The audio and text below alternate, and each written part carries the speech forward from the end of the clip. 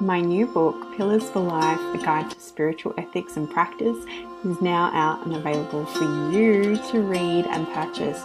You can check out our website, willowhealing.org, to find a link, or you can find it on Amazon. We look forward to getting your feedback, and if you love it, please leave a review and share with your friends. Now it's time for the show. Welcome to Willow Healing Matters, the podcast. We are so excited to have you joining us on this journey where we explore different ways to empower your soul, whether it's healing in your kitchen or all the way up in the corporate world. Come with us as we look into different ways to heal your mind, body, and soul. Hey everyone, it's Catherine Cristani from Willow Healing Matters with another episode, and I'm joined by the lovely Katie Baker today. So she is a writer, an advocate, and a childhood abuse survivor who has transformed her journey of trauma and healing into a story of resilience, empowerment, and hope. After years of battling addiction, shame, and the lingering effects of a tumultuous childhood, she found profound transformation through therapeutic psychedelics, deep inner work, and spiritual exploration. She describes herself as an intuitive energy practitioner. So a big welcome to the show, Katie. Oh, thank you so much for having me. I'm grateful to be here. I'm grateful to have you. So thank you so much for joining me. And you seem to have gone through quite a journey to be sitting here in front of us today. Is there any aspects of that you wanted to share just so people know a bit about your story? Yeah, it's been a big journey, to say the least. I found myself at 47 years old, just lost, despondent. By all outside appearances, I looked like I had my life together, but I did not. I was struggling silently and felt like I had hit rock bottom. And so I knew that I needed to find a way out, a way up. Yeah, I often feel that we do get to those rock bottom moments and then go, this isn't working anymore.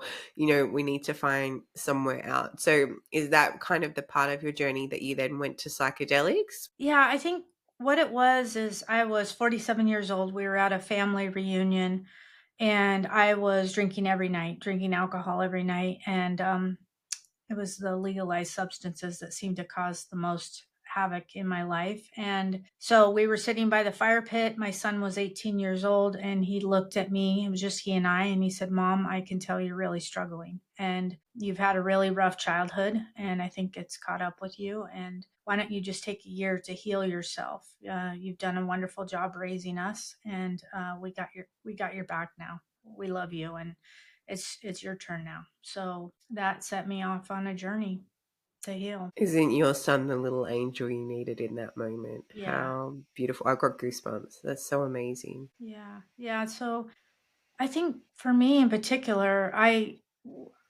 felt like the world would see me as I had my stuff together. But when my kids and my family in particular could see how much I was struggling, that hurt the worst because I wasn't getting away with it anymore. Yeah, it's like they could see underneath the masks that you were putting Hmm. up for everybody else.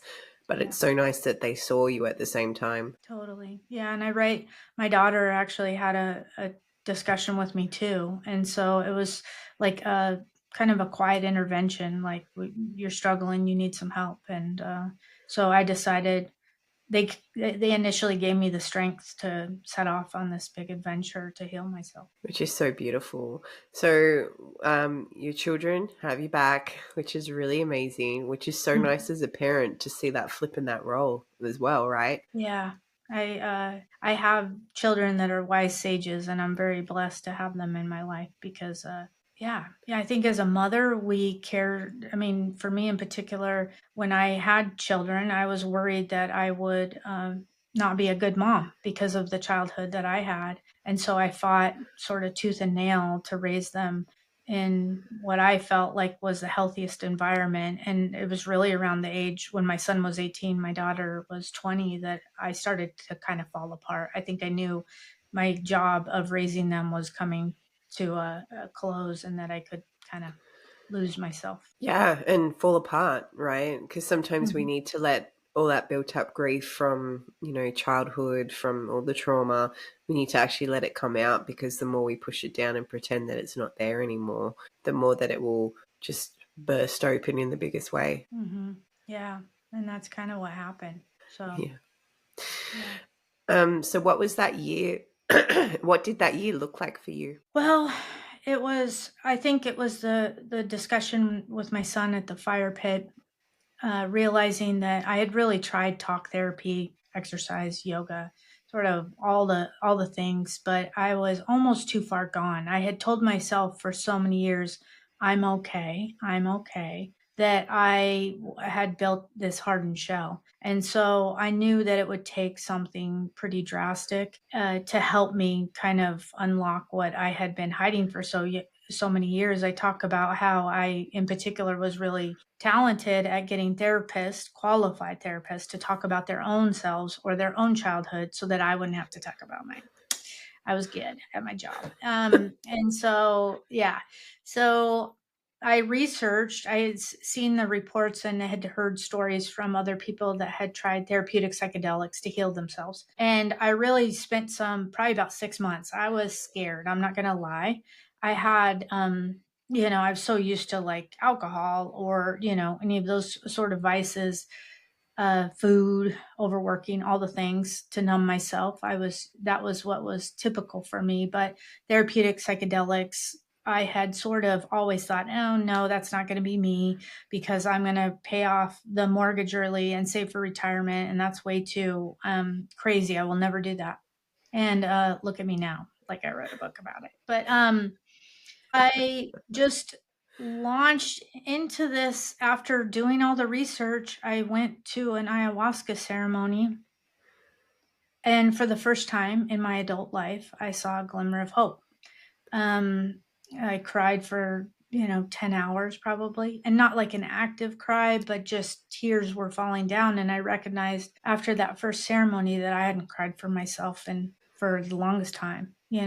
Like I could cry if someone was having a hard time or whatever. I could cry and feel that empathy for them, but I did not feel that for myself. I was almost my harshest critic, I guess you could say. Well, that's the saying, we're our own worst inner critic, right? So, Mm-hmm. but to have that shift and that release, and a lot of people don't realize how therapeutic actually crying is and how much of a release it is when you get to that state of actually crying. Mhm. Yeah. Yeah, I was kind of worried. I was like, why am I just tears coming out for that long? And I recognized that that's part of the release of all these stuck emotions. And it was just really the beginning. But even though walking into that ceremony space with a trained facilitator was a fear of mine, I felt like healing myself and coming back to a sense of home was more critical. And I knew it would take something like that to help me through. Yeah, it's so important to come back to like, what am I missing out on by not doing this? And coming from that mindset, what am I missing out on by not saying yes to this, even though it feels really scary? And well done for having the courage to get there. No, it took you 6 months, but you got there, so it doesn't Yeah, matter. yeah, I made um, it to the other side. yeah, and I guess it's too, you're probably battling with so much going on in your head with that too.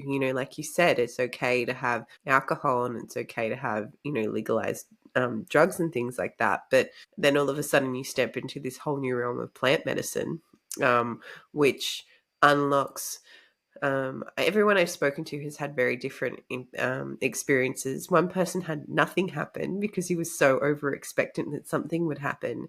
Mm. But at the same time, you just have to be open to the magic and the medicine that it comes forth to bring with you. And it's always perfect. It's exactly what you need at the time. Hmm.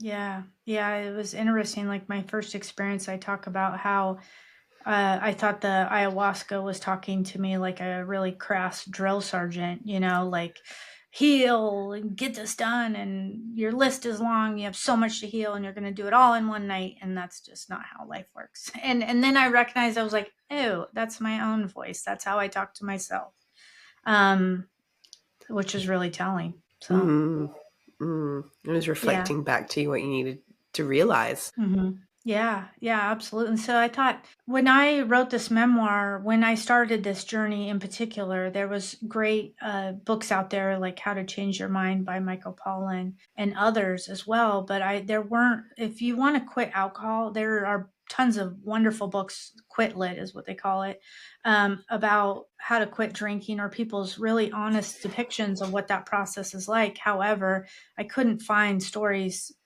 that I wanted to read. Like, I wanted to hear um, real people's lives and how this impacted them. And when I couldn't find that story, I was like, I got to write this book. I got to tell my story of what it's like. Yeah, exactly. And so often with those books, it's just and it's funny because when I was writing my book, the message I got was you need to put you in it. And I think that's the key thing that's missing from a lot of these quit books that you were saying, is that it doesn't put the person in it. There's no energy that's actually makes it personable. And thank you for actually writing a book and a memoir that actually puts you in it in the biggest way. Mm-hmm. Yeah. Yeah.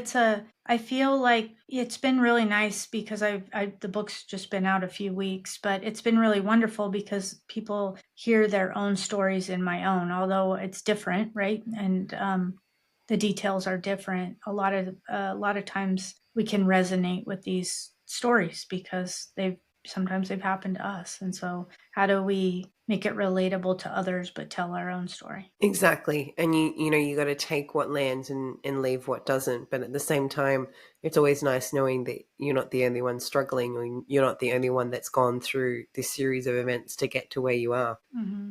Yeah. Yeah. And I thought the world is struggling, and a lot of people in my neighborhood, when I walk around the block or walking the dogs through the neighborhood, they're struggling, right? Or you'll hear whispers of it. And so one way that I thought I could help was being really honest and really vulnerable. It's really tough too. It's hard to tell our stories, and also, I didn't want to leave people with these lasting sort of childhood trauma stories. So, how can you bring some levity to some of these topics? And, or family reunions? How can you bring, because I do try to find the humor in things. And I'll tell you what, my family reunion was the most fun chapter to write. My daughter said, "Why do we always have drama at our family reunions?" And I was like, "You mix alcohol and trauma, undiagnosed trauma, and that's what you get." But that was the most fun chapter, right? And that was me. That is me, right? So it's like, how can we tell these stories, um, and then also give people hope, right? And whatever path they take. I just chose to do therapeutic psychedelics, and that was the path that worked for me. But I support whatever path leads people back to the fullness of their being. Exactly. And it can look very different for whoever you are, and that's Mhm. such an important thing to remember too. And thank you for bringing it up, Katie, because we are so often think we've been conditioned that it's one size fits all, right? That, no, this is the path you have to take. This is what you need to do. You need to do X, Y, and Z. So you do X, Y, and Z. And it's like, nope, they didn't do anything for me. What's next? And then it's like, oh, there's no what's next, So realizing that everyone is individual, remembering that you are individual and that you have your unique story, like you said, and unique aspect and take on things, and having the hope that comes through that is such an important thing to share with the world. Mm-hmm. Yeah. Yeah. And I really honor that it's a big decision to walk the path that I did, but I needed that kind of big energy around this healing process because what I was doing wasn't working for me. But I think that there are so many different routes that people can take to heal themselves. And I really honor whatever path they do take. Yeah, for me, I did repay for a little bit, and then my bodies went, no, we don't need that anymore. And then I found rebirth breath work, and I was like, well, what is this? And the first time I did it, it was so traumatic. I had psychic surgery. It was like I could feel all the pain. I relived all my past life deaths. It was full on. And then I was like, I'm never doing this again. Then a couple months later, I'm like, maybe I'll go back again.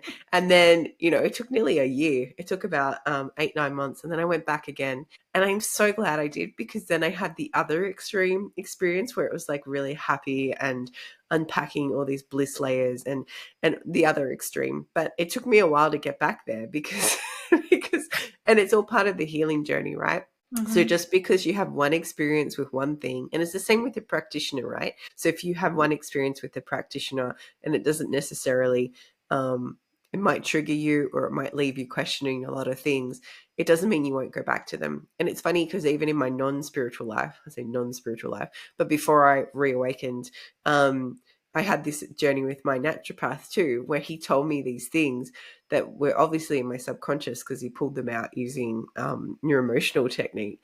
And I was so cranky at him for ages for actually naming them. And then about 6 months later, I went, gosh, that man was so right. I need to go back. And I did, and it's about,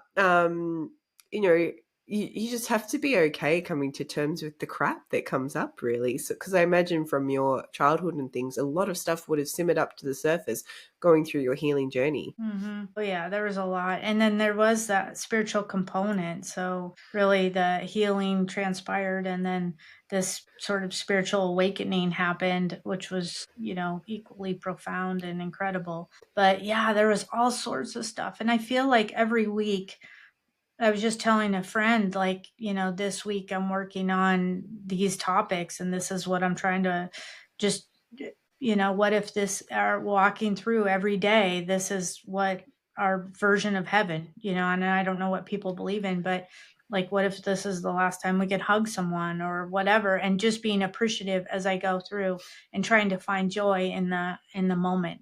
Without that, there was a distrust almost of happiness. So I think just working through, and that probably came from childhood or in terms of when we grow up with a lot of trauma or things that make us build these antennae that are constantly scanning. When you have intuitive abilities, you almost have to change what you're doing, right? You have to receive as opposed to scan all the time.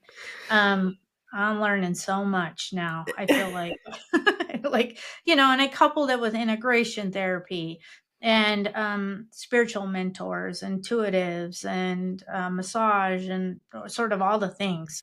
This was like a full time job. Yeah, It still it is. is. It Yeah. is. And, and I like what you said, like sometimes we forget to receive, and, I'm such a big believer of finding people that support you, especially when you're in a set mindset that, um, you're almost at a point where you feel like you're not kind of in a trauma response. That is the best time to go find mentors. It's the best time to go find people to support you because you're not doing it out of a reaction. You're doing it out of, I don't want to go back there. How can I move forward? And how can I, project and keep going forward in my life to build a life that resonates with my soul rather than what everyone else tells me. So once you've got through this journey of never-ending healing, you don't get through it, right? It keeps going. Yeah. What happened with your spiritual awakening? What gifts came to you? What did you realize? What were your aha moments? Yeah, yeah. I think I had to get through the healing first, and I was pretty determined that I don't want to live in my abuse. Like, sure, I denied it for 47 years, and I had to work through that. And then I was really surprised because I just had sort of these intuitive abilities. I could sense and feel different things that maybe blockages in people, physical things too, as well. So as I went through that first year, the second year was really about opening up to the spiritual realm. And to be honest, I think that for me, I had grown up with a mother and an aunt that were, could see people that had passed over. And again, I was always, when I was growing up, I was the responsible one. I was the one that, paid the mortgage and did all the save for retirement and all the things.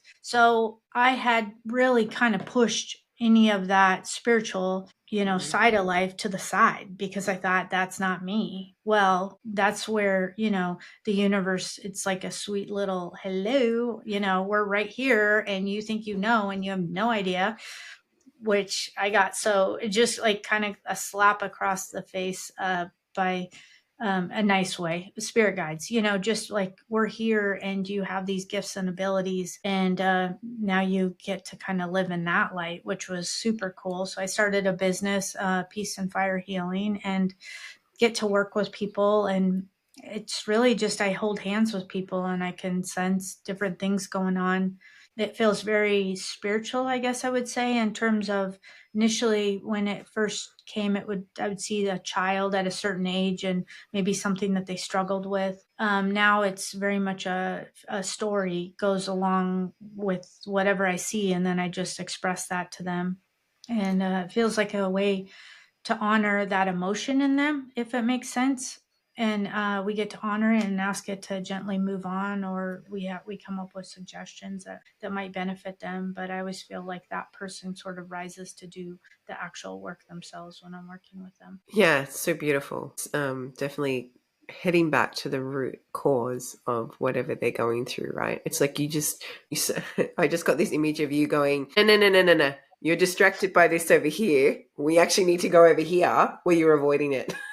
Yeah, exactly. Yeah. Yeah, it's like I can kind of call it out. And it's kind of cool because I can do it with myself most times. Sometimes my family will be like, but I I think that allows me to work through the healing process, and I don't mean like necessarily abuse, but just all the stuff that comes up in the daily on a daily basis is like that. It's life itself provides enough resources to work through, and it's so cool that I get to help other people. And because I had all these crazy experiences growing up, it might be now I think of it, it may be so that I can help others and sense and identify those in the body. Yeah.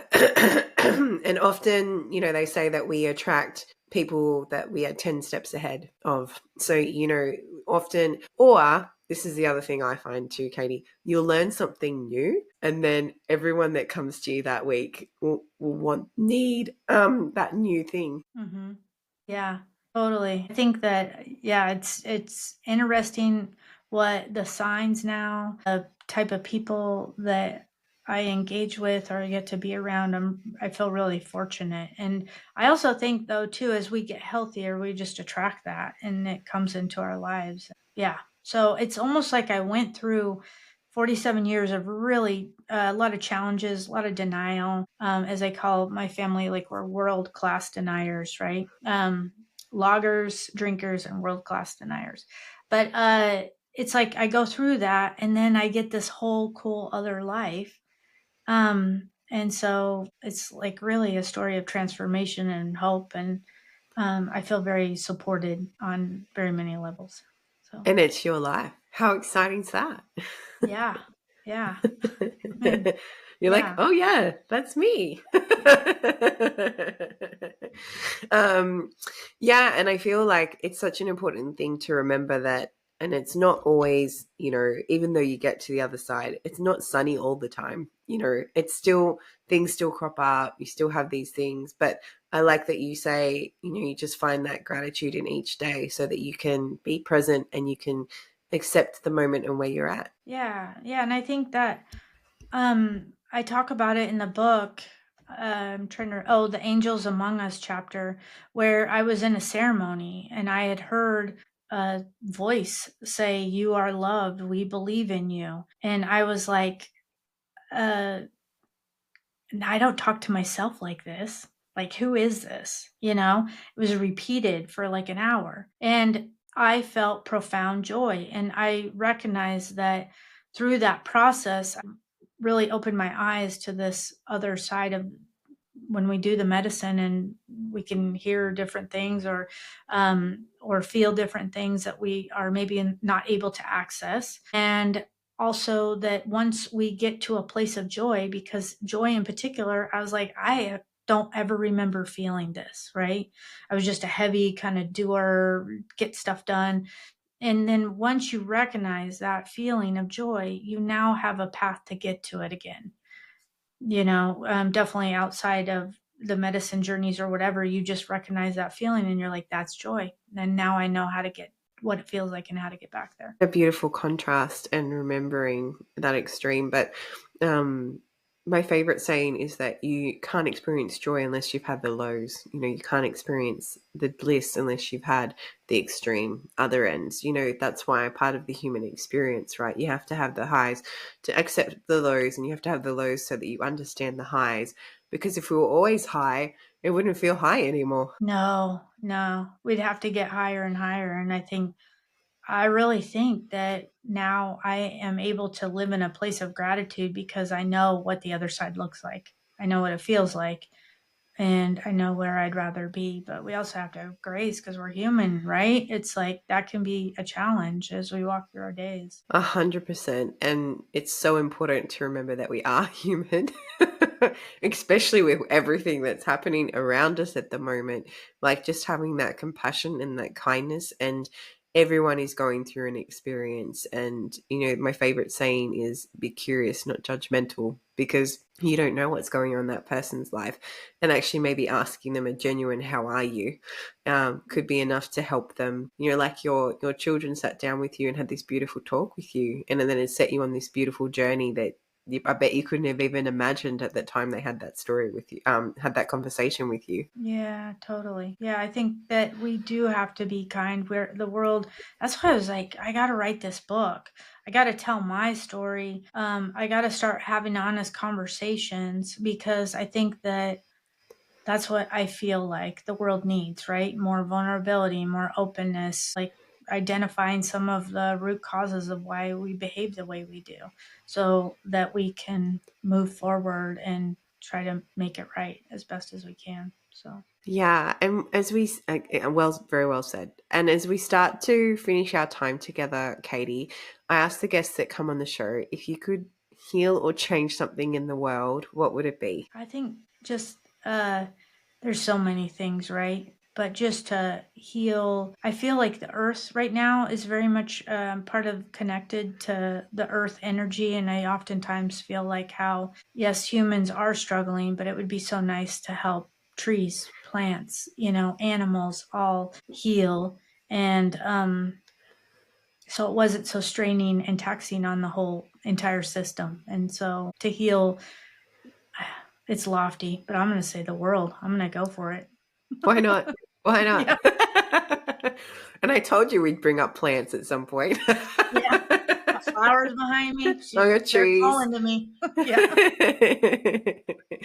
And it's so important to remember that nature is an extension of us because we are nature, right? And Mm-hmm. I like that you brought that up, that there's all these different levels of healing. It's not just at the human front, it's like at all levels because we're all interconnected energetically anyway. Yeah. And I feel like we are all one. So if we can work together and be kind to other humans, other beings, um, just that'll help us all heal ultimately because we're supported and connected.